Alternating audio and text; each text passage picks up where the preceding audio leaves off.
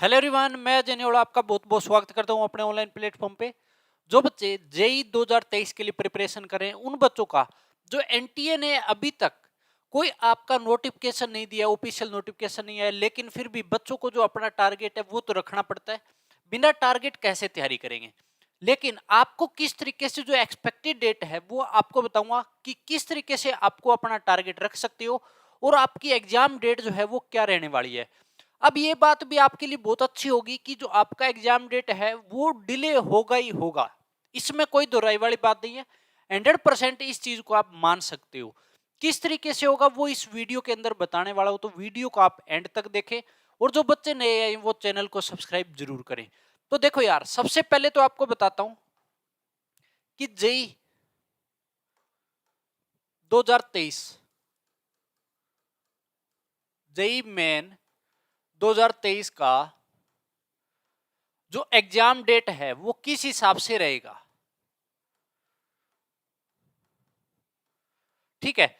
अब देखो, इस चीज के अंदर सबसे पहले तो आपको बताता हूं कि एनटीए ने कोई नोटिफिकेशन नहीं आया, लेकिन फिर भी आपको अगले अगर पिछले सालों के एनालिसिस के हिसाब से अगर देखोगे तो किस तरीके से नोटिफिकेशन रहे और आपकी एग्जाम डेट जो है वो क्या रहने वाली है, तो आपको जो बताऊंगा मैं बिल्कुल एक्यूरेट बताऊंगा आज के दिन कि जो आपका एग्जाम डेट वो किस तरीके से रहेगा।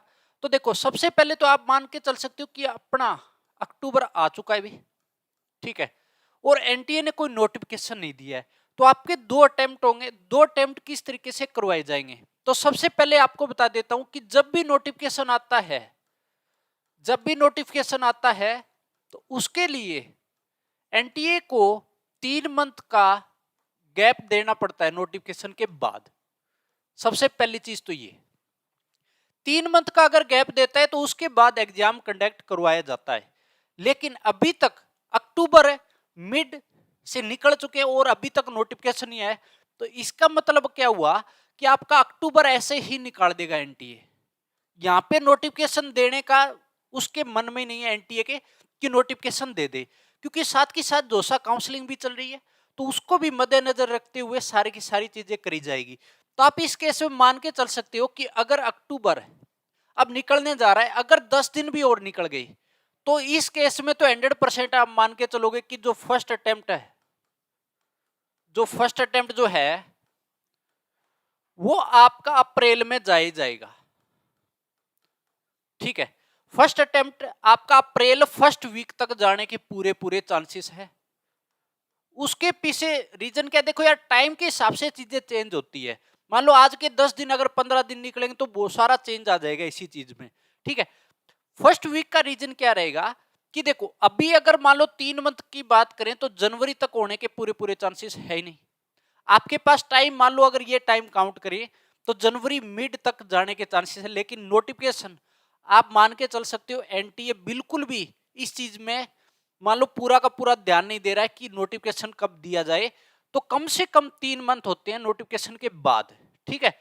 तो आप इस केस में दूसरी चीज ये रहेगी कि पहले कराने के पूरे पूरे कम चांसेस है, क्योंकि अब थोड़ा ये भी है कि यार जो बच्चे ड्रॉप लेंगे उनको भी थोड़ा टाइम तो चाहिए। उन बच्चों के लिए बहुत कम टाइम है जनवरी के अटेम्प्ट में, ठीक है।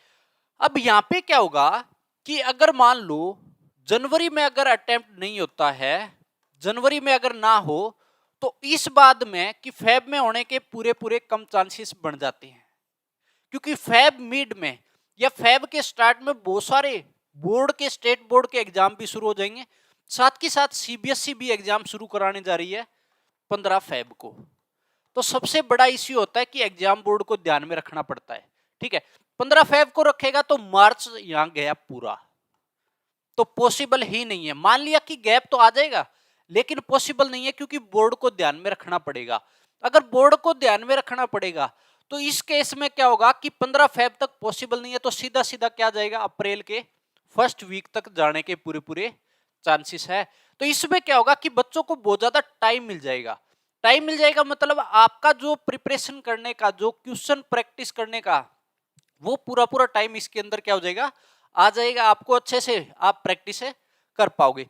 तो ये पूरा का पूरा क्राइटेरिया रहेगा। अगर आपका जेई मेन अगर इस मान लो ये वीक भी अगर निकल जाता है ना, 10 दिन भी निकाल दिए और एनटीए ने, तो श्योर हो जाएगा इसमें फिर कुछ नहीं रहेगा। लेकिन 80% तो इस बात को आप आज भी मान के चल सकते हो कि आपका जनवरी में अटेम्प्ट नहीं होगा। ठीक है, जनवरी में तो पॉसिबल ही नहीं है कि आपका जनवरी में फर्स्ट अटेम्प्ट लिया जाए, क्योंकि एनटीए को बहुत सारी प्रिपरेशन करनी पड़ती है। अगर मान लो अब की बार आपने देखा होगा बहुत सारी प्रॉब्लम को फेस करने को मिला, तो एनटीए को ध्यान में रखना पड़ता है पूरा का पूरा। ठीक है, तो इस चीज को मद्देनजर रखते हुए ये बात जरूर जाएगी कि जो आपका एग्जाम है वो डिले जरूर होगा, चाहे कितने ही दिन डिले जाए। लेकिन मैं ये बात जरूर कहूंगा कि आपको सिलेबस जो है वो जनवरी तक कंप्लीट कर लेना चाहिए। ठीक है, जनवरी के अंदर आपको पूरा का पूरा सिलेबस कंप्लीट जाना चाहिए बच्चे, क्योंकि आपको प्रैक्टिस भी करनी है, टेस्ट सीरीज भी लगानी, बहुत सारी चीजें करनी है। अगर मान लो फर्स्ट अटेम्प्ट अगर अप्रैल में होता है तो इसमें पूरा पूरा चांसेस मिल जाता है कि सेकंड जो अटेम्प्ट है वो आपका क्या जाएगा, मई में जाएगा। ठीक है, अगर जेई एडवांस की बात करें इस हिसाब से तो जेई एडवांस फिर लगभग 40 से 1 दिन के अप्रोक्सीमेट गैप पे चला जाएगा। ठीक है, तो कहने का मतलब जून लास्ट या जुलाई फर्स्ट वीक तक है जाने के चांसेस है पूरे के पूरे। तो इस तरीके से जेई मेन का जो शेड्यूल है वो ये रहेगा।